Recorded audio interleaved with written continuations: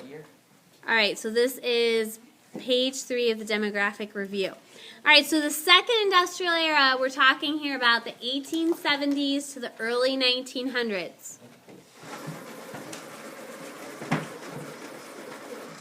And so during this industrial era, we're going to have a few things going on demographically. We have the second wave of Western expansion. And this time when we talk about Western expansion, we're not talking about California, Oregon.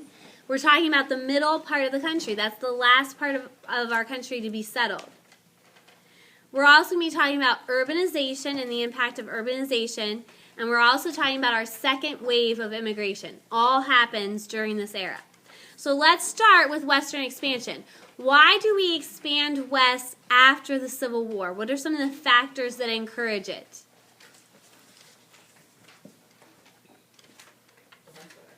The Homestead Act, very good. That gives you the ability to have 150 free acres of land if you farm it for 5 years. What else encourages people to go west? And when I say west, again, we're talking about the middle part of the country. What are we building during and after the Civil War? The Transcontinental Railroad. So people are going out there for jobs, and then it gives people the ability to travel out there easier. And economically, what is drawing people there? Farming. Farming.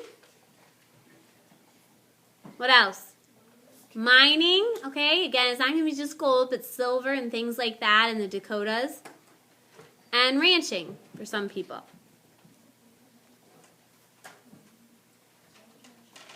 Now, what are going to be the effects of this second wave of Western expansion?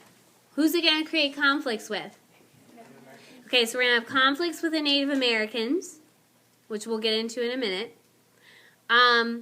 Farming methods in this area is going to lead to the Dust Bowl down the road. We virtually wipe out the buffalo, which also wipes out the Native Americans, because that's what Native Americans in this area were doing, following the buffalo. And Turner's Frontier Thesis. We officially settle all parts of the country during this time period. And that is significant, because Turner argued, if we have no more frontier, what is going to promote that rugged individualism spirit, okay? Are we going to have class conflict? Because right now, we never had a lot of class conflict because you could always go west and get more land and start your life anew. Now, the lower classes no longer have that option. All right, so let's look at our Native American policy here in the 1860s and 1870s. First of all, there's going to be a lot of wars. There's going to be wars because of broken treaties. The Native Americans are going to be given land. And then we try to take that land away. Why? Yes, we find that there is gold on it, we find there's silver on it, or we find that we need to build a railroad through it. So after giving them a land, promising them they were going to have this huge tract of land, we try to take it away again. The other thing that causes a lot of conflict is that the Native Americans are nomadic. And in order to survive, they have to follow the buffalo, which means sometimes leaving the reservation. So that's going to create conflict as well.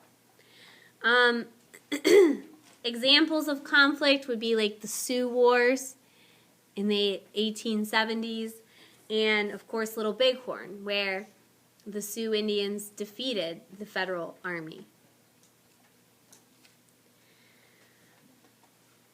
When Native Americans do agree to be on reservations, they face a lot of difficulties on those reservations. What are some of the problems with the reservations?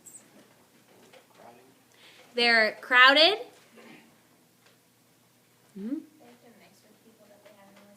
Okay, very good. Yeah, there's sometimes tribes of different tribes living on the same reservation. There's disease. And they want the Native Americans to be farmers, but most of the land that the reservations is on is not good for farming. And this will lead to the Wounded Knee episode, where the Native Americans there become so desperate because they're starving, they're not getting appropriate supplies, that they start listening to a medicine man and they start doing the ghost dance and thinking that that is going to help them, that's going to save them from the white people.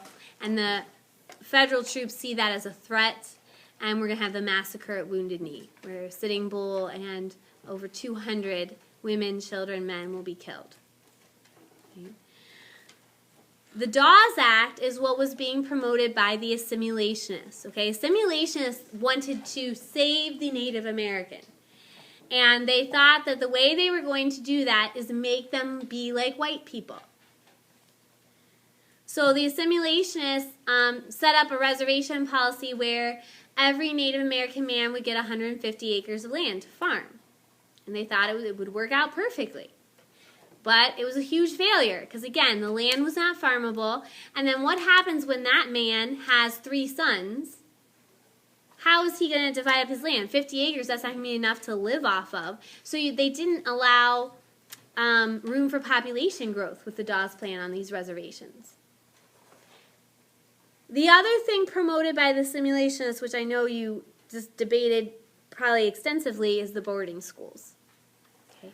That here we're going to send a lot of kids were sent off to Native American boarding schools where they were taught, they were given English names, their hair was cut, they were treated like white people, they learned English, and that idea was we'll assimilate them into white culture. But at the same time, they lost their native culture. That's it in a nutshell. Okay, urbanization then. What caused such rapid urbanization during this era?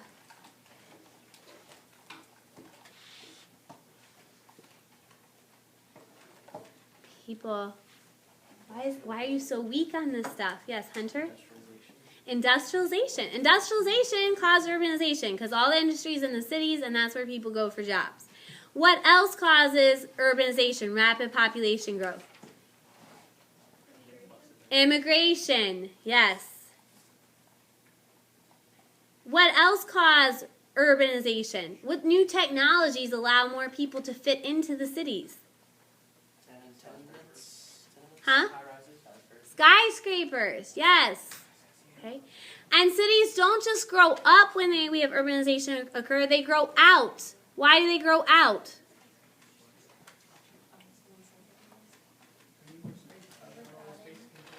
People, you're scaring me. What technologies allow cities to grow out? Subways, streetcars, new forms of transportation. Okay. All right, now what are the effects going to be of such rapid urbanization? This should be easy. Overpopulation, overcrowding. What else? Disease. Pollution.